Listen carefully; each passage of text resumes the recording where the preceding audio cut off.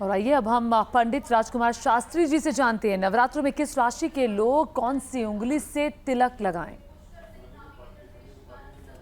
ओम नमः चंडिकायै।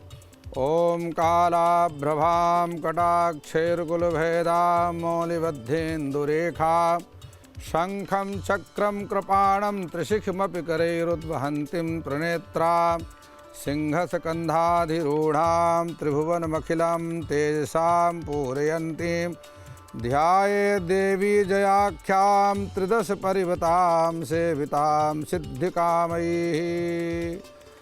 नमस्कार, मैं डॉक्टर राजकुमार शास्त्री।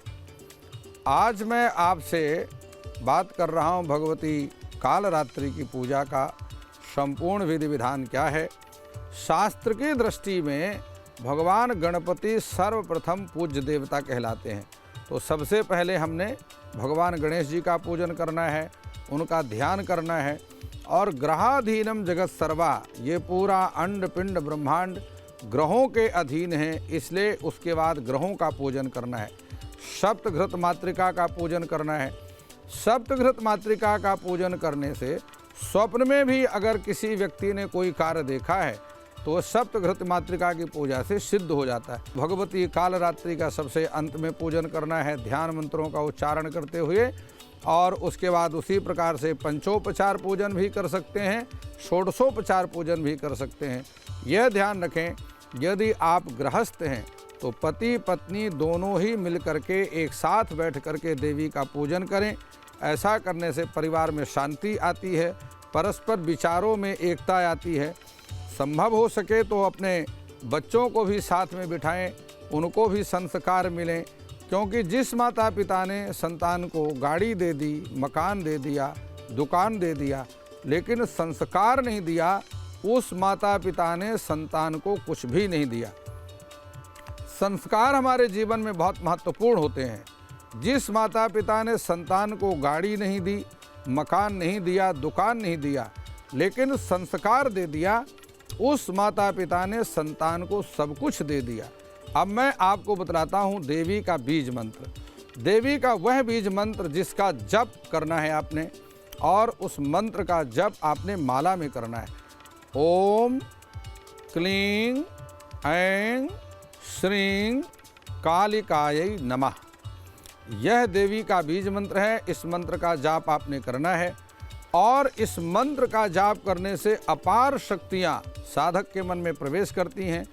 और इस मंत्र का जाप आपने लाल चंदन की माला में करना है, अन्यथा रुद्राक्ष की माला में भी आप इस मंत्र का जाप कर सकते हैं। और अब हम आपको बतलाते हैं सामुद्रिक शास्त्र में किस राशि के व्यक्ति को कौन सी अंगुली के द्वारा तिलक अपने आप को लगाना चाहिए। मेष राशि के स्वामी मंगल को प्रबल करने के लिए अनामिका अंगुली से तिलक लगाना अत्यंत श्रेष्ठ रहता है। ऐसा करने से आपको सभी प्रकार की प्रसन्नता की प्राप्ति अवश्य होगी। वृष राशि के जातक को तिलक लगाने के लिए अनामिका अंगुली या अंगूठे का प्रयोग करना चाहिए। मिथुन राशि के स्वामी बुध हैं। बुध को प्रबल करने के लिए कनिष्ठिका अंगुली, जो छोटी अंगुली है, इसका प्रयोग करना श्रेष्ठ रहता है। कर्क राशि के ग्रह स्वामी चंद्रमा हैं। चंद्रमा को मजबूत करने के लिए भी कनिष्ठिका अंगुली का ही प्रयोग करना चाहिए। जो हमारे हाथ की सबसे छोटी अंगुली है, इसको कनिष्ठिका कहते हैं। सिंह राशि के जातकों को अपने आप को तिलक करने के लिए अनामिका अंगुली का प्रयोग करना चाहिए। ऐसा करने से आपकी राशि के स्वामी जो सूर्य हैं, वह ग्रह प्रबल होता है। कन्या राशि के स्वामी ग्रह बुध हैं। बुध को प्रबल करने के लिए भी कनिष्ठिका अंगुली से ही तिलक लगाना श्रेष्ठ होता है। तुला राशि के जातकों को चाहिए कि वह अपने आप को तिलक लगाने के लिए अनामिका अंगुली अथवा अंगूठे का प्रयोग करें। वृश्चिक राशि के जातकों को चाहिए कि अपनी राशि के स्वामी मंगल को मजबूत करने के लिए अनामिका अंगुली अथवा जो है अंगूठे का प्रयोग कर सकते हैं। धनु राशि के स्वामी बृहस्पति हैं हस्तरेखाओं में, इसलिए सामुद्रिक शास्त्र के अनुसार अपने आप को तिलक करने के लिए तर्जनी अंगुली का प्रयोग किया जाता है। मकर राशि के जातकों के लिए यह निर्देश है वह अपने आप को तिलक करने के लिए मध्यमा अंगुली का प्रयोग करें। तिलक लगाने के लिए कुंभ राशि के जातकों को मध्यमा अंगुली का ही प्रयोग करना चाहिए। ऐसा करने से शनि ग्रह की अनुकूलता प्रसन्नता प्राप्त होती है।